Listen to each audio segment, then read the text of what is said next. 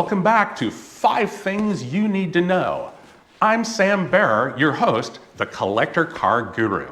Now, on today's episode, we're going to be discussing the 5 things that you need to know before buying a C3 Corvette. The C3 Corvettes, those are the ones that went from 1968 all the way to 1982. And they really make great collector vehicles for the first timer, for the people who love to drive their cars. They make even great garage queens because there's some of them that are very valuable. It's kind of got something for everybody, but they're not perfect cars by any stretch of the imagination. And it's very easy to get burned by spending way too much money on a car that's simply not worth it. So as an owner of no less than 10 C3s in the past, ranging from 69 and 70 big block convertibles to a 1982 collector's edition with a dreaded crossfire injection, and even a 1975 automatic convertible, which holds the title of being the worst power to weight ratio Corvette ever produced. Well, I've had all of those, so I can speak with an honest and truthful opinion to help you get the best Corvette for your needs, or steer you away from a Corvette in that C3 generation if it's really not what you think it is. Before we start, don't forget to subscribe, like, and comment. Tell us, what are your thoughts about the C3? What's good? What's bad? What's ugly? What's your experience? All right, let's get to number 1 of the 5. And that is, C3s are the Eric Trump of the Corvette world. Now, what do I mean by that? I mean, unfortunately, C3s are objectively worse in very many ways than the 2 other Corvettes that preceded it. Now, the C2s really are a landmark car. From 1963 to 1967, they were beautiful, they were great performers. They weren't perfect by any stretch of the imagination, but the C3s did not address the shortcomings of handling and braking of the C2 in any way, shape, or form, because they were fundamentally the same DNA underpinnings, same platform with just a different body, and a lot of new extraneous gimmicky technology to make it look great in the marketplace. Unfortunately, not only did the technology, the doodads that they put on, turn out to be really prone to breaking and not working correctly, but also the styling itself, while cool looking from the exterior, inside, it made visibility terrible. Sitting in the driver's seat of a C3 Corvette, it has all the visibility of Danny DeVito in a room full of NBA players. Now, that's not to say that the C3 was all bad news, but it didn't help that the motoring press in 1967, when the car actually came out in its first instance as a 68 model, that press just eviscerated it. And the press spent the next years talking about all the ways the C2 was better than the C3, which hurts the C3's credibility to this day, even though it is actually a really great car to own and drive and enjoy. Now we're on to number 2, which is C3 Corvettes are like opinions. It feels like everybody's got one. The fact of the matter is that as the longest running generation of Corvettes, they're also the most highly produced. And they made 542,861 Corvettes from 1968 to 1982 model years. That means if you want to stick out in a crowd at a car show or Cars and Coffee or even on the road, heck, you may not even be the only one on your block who owns one. So it's not the, hey, look at me car that the styling might imply. Now, there are rare versions of the car, such as there were only 2 ZL1 all-aluminum big block Corvettes made in 1969 and 196 L88 fundamentally race car engine 427s made in 1968 and 69. But most of even the high horsepower versions, the desirable ones, actually were made in pretty large supply. Now, take into consideration the 5,620 L71 427 435 horsepower tri-power cars that were made in 68 and 69. That's actually a lot of cars.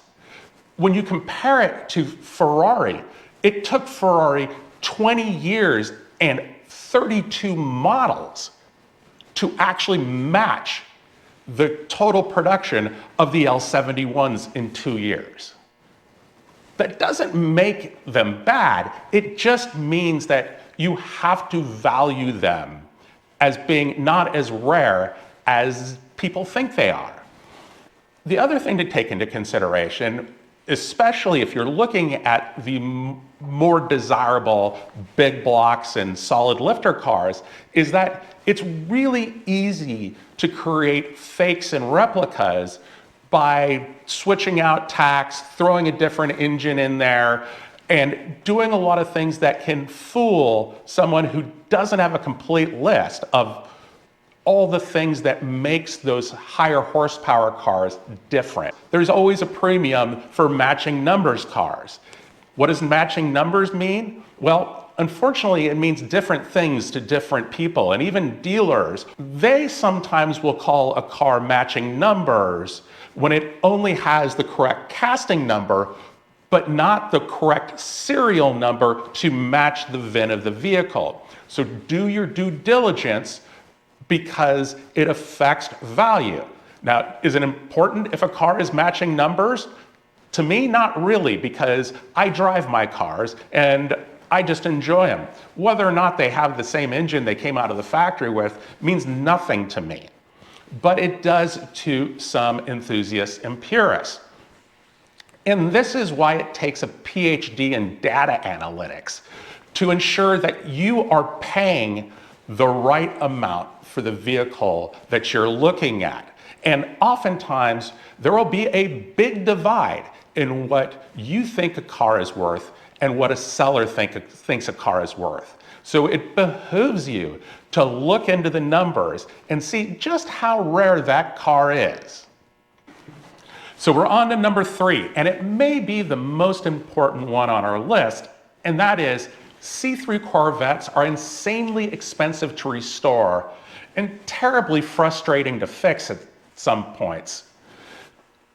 The thing to get into your mind is that you will not come out ahead financially buying a project and restoring yourself against simply buying one that is already done. And there are reasons for that. The big one is that despite being fiberglass and composite body panels, you can't just throw Bondo on the car and sand it down and shoot it and have the paint actually adhere and stay in great condition without stress cracking. Ask a qualified body shop worker and they will tell you that working with fiberglass is harder than working with metal. There are very few qualified auto body shops out there that will work on Corvettes anymore because they're so labor intensive to paint correctly. Now, it's also very, very common for people to say that Corvettes don't rust. But let me assure you, C3 Corvettes, they absolutely rust. The body panels don't, but the steel understructure, the frame, absolutely does. So it is imperative that you do not buy a rusty frame Corvette. especially because many of those cars lived outside for years and they've become neglected. And if you think you're going to fix a frame, paint the body, do the interior, and not be 20 or 30 grand into it, you're dreaming. Now, there are some other very important things to look for on a Corvette that are problem areas. One that is commonly overlooked are the rear wheel bearings. Rear wheel bearings, those are the things that keep your wheels from falling off. They require a specialist tool, and it's a very difficult, labor-intensive process to replace those. It can cost you, $1,500 to $2,000 to have a shop do them for you. So take that into consideration. Check out, wobble the wheel while it's on a jack to see if there's play in that rear wheel. Also, there are some very complex systems in the C3. You've got vacuum actuated headlights. You have, in the earlier cars, a vacuum actuated wiper door that comes up and goes down. Now, it's not rocket science, but they're very prone to failure, especially when they sit. And you can pay somebody to go through it, but if they're not familiar with it, you're paying them to learn a system that is not used in really any other car. Now, I personally have fixed plenty of actuators and vacuum valves to get those systems working, but it still takes time. So it's important that if you're going to have to go through and fix those, you try not to pay someone else to do it. You figure it out yourself, because the parts are available, and resources like the Corvette Forum have many threads on troubleshooting and what to replace and how to fix those common problems. So number 4, we're getting into the actual driving experience here, and that is C3 Corvettes. They're about as modern as a guillotine. And what I mean is they still do the job, but they feel totally archaic.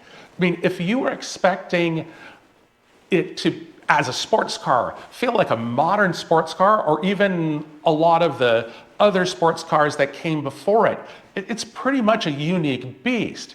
The steering, especially on the early cars with the thinner tires and the thin steering wheel, it's totally darty. It's hard to keep it on center.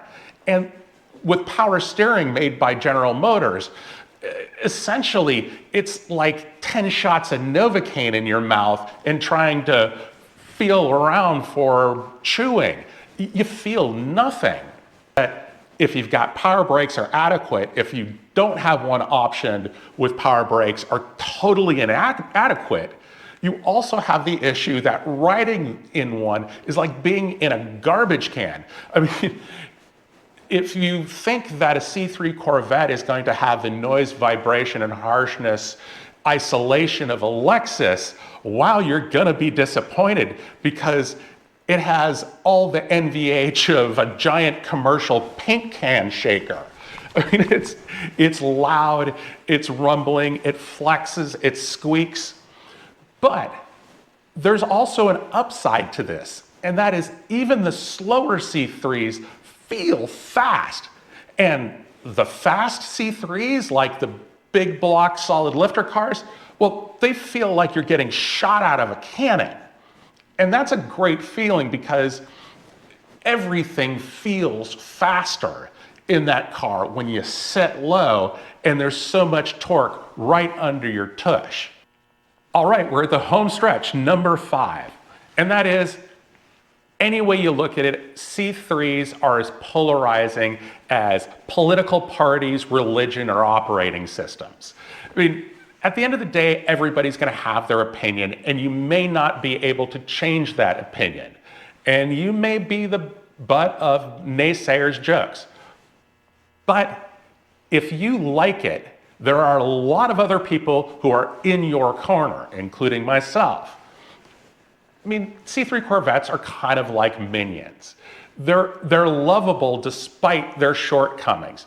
Yes, it's style over substance in some cases, and there are things that break or get frustrating, but despite the shortcomings, they are great cars to own, to drive, and they're really reliable. In fact, the basic drivetrain of your engine, transmission, and rear end, they're about as bulletproof as it gets, whether you're using a 4-speed or an automatic. Values, also, they're not going to decline against inflation. Those people who really didn't like the C3s when they came out, well, they're not as active in the car community as they once were. And what's left are the Gen Xers, like myself, and the millennials, who saw them as kids and just saw them as being so cool. My neighbor had a 77 C3, and I remember him bringing it home and parking it next to the C2 that he had used since 1964. I loved both of the cars, and that's what made me a Corvette fan to this day. So my advice is, make sure you go test drive one to make sure it's what you want in a car. Make sure that you run the numbers on if the seller is asking a reasonable price for it. Buy the best one you can. Look for all of those trouble spots. Look at the parts prices and how much time it takes to fix the things that will inevitably go wrong. And once you make the decision, go for it. Enjoy it, drive it, show it, spread the cheer, and don't forget to wave at any other Corvette owner you see out on the road. Save that wave. All right, that's it. The 5 things that you need to know before buying a C3 Corvette. Again, I'm Sam Baer, the Collector Car Guru. Like, comment, and subscribe. Tell us about your Corvette experiences, and we'll see you next time.